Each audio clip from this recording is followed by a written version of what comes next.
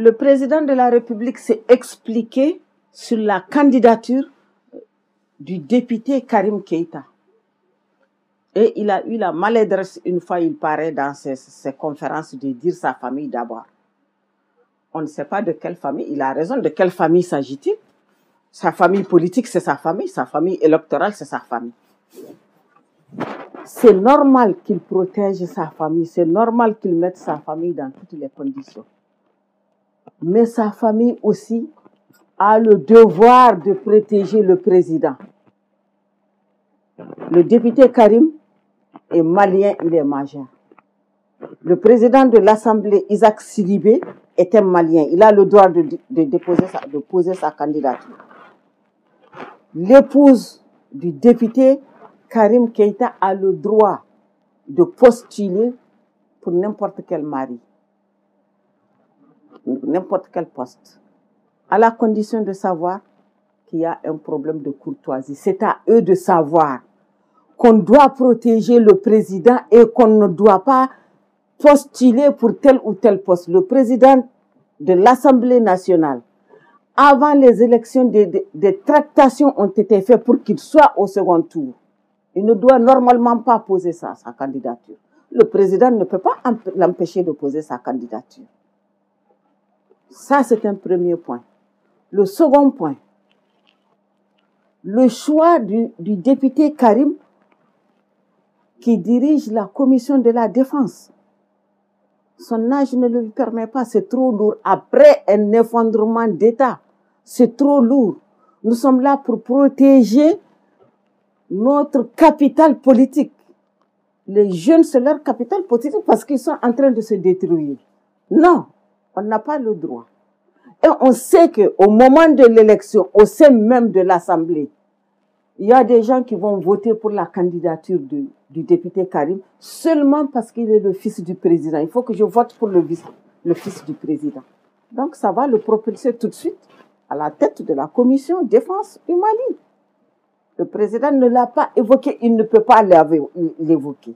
C'est sa famille qui doit avoir la courtoisie et le sens éthique de la politique pour ne pas postuler pour certains postes, pour protéger le président. Le président doit protéger sa famille doit le protéger. D'autant plus qu'ils savent qu'il est parmi les gens qui ont combattu et qui ont soutenu quand on a parlé d'ATT Krassi. Donc il ne doit pas prêter flanc pour famille Krassi, pour la famille Keïta. Allah, ça a été une erreur et une faute grave. Je ne m'étends pas pour ça. On passe là-dessus. Aujourd'hui, le problème, donc, je peux même dire, avant de passer, poser le problème, comme d'autres l'ont posé, je ne fais que le transmettre aujourd'hui que j'ai eu l'occasion. Est-ce le député Karim Keïta qui est une épine dans le pied du président Ibeka ou l'épouse du député Karim Keïta? En Afrique, dans les traditions, la première dame, c'est la femme du premier fils. C'est elle qui veille sur la famille. C'est elle qui conseille. D'où Moussofolo.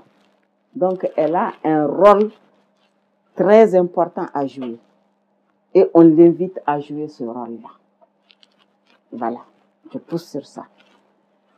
On nous dit que le président Ibeka est traditionnel. Oui, c'est une bonne chose parce que le Mali a un passé. Mais on lui rappelle aussi que Soundiata Keïta, comment Soundiata Keïta a pu créer l'empire mandingue, a pu le maintenir, a pu le gérer. D'abord, sur la justice, sur l'humilité, sur l'abnégation. Ce sont ces trois faits. Et la démocratie. Aujourd'hui, on parle de la charte du Mandi. Donc, le président Ibeka doit se réconcilier avec lui-même. Et j'entame le chapitre de réconciliation. Et la réconciliation des anciens présidents de la République. Sinon, le problème de Alger ne sera pas résolu. Le problème de Alger a été posé, a été crucial, a été préparé par l'équipe Konaré il y a 20 ans. et aujourd'hui qui est suivi par l'équipe Keïta, qui n'est autre chose que l'équipe Konaré, qui est revenue encore plus renforcée, plus puissante. L'équipe ATT n'est qu'une parenthèse. On passe vite sur cette parenthèse. Elle a été créée pour proscrire certains actes posés, d'abord par l'équipe Konaré, et en plus pour lui barrer lui-même le chemin, barrer le chemin à Ibeka à un moment donné. Parce que ATT a été pressenti comme chef d'état-major de l'Afrique. Et il fallait qu'il ne l'ait pas, que le Mali ne le mérite pas pour certains, que la CEDEAO ne le mérite pas, et qu'on pense à la CEMAC. Ça, ce sont des problèmes. On ne peut pas s'étendre là-dessus. On aura l'occasion de le développer. Donc, la réconciliation d'abord entre les trois chefs d'État, Ibeka, Alpha Oumar Konaré, le général Amadou Toumani Touré, ça s'impose. Le Mali doit s'atteler sur ça. L'Assemblée nationale doit s'atteler sur ça. On revient sur Alger. Je reviens sur ça. Alger n'est pas fait. C'est pas, non, c'est pas de pourparler. Alger est un symposium organisé par le monde arabe.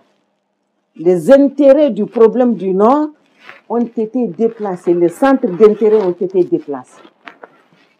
C'est un symposium. Un symposium, c'est quoi? Un rassemblement des experts d'un thème, d'un sujet qui discutent là-dessus pour sortir des résolutions qui seront utilisées pour ce sujet, la rébellion. Donc, c'est un symposium organisé par le monde arabe sous l'égide d'Algérie et par l'appui d'une main très forte, puissante.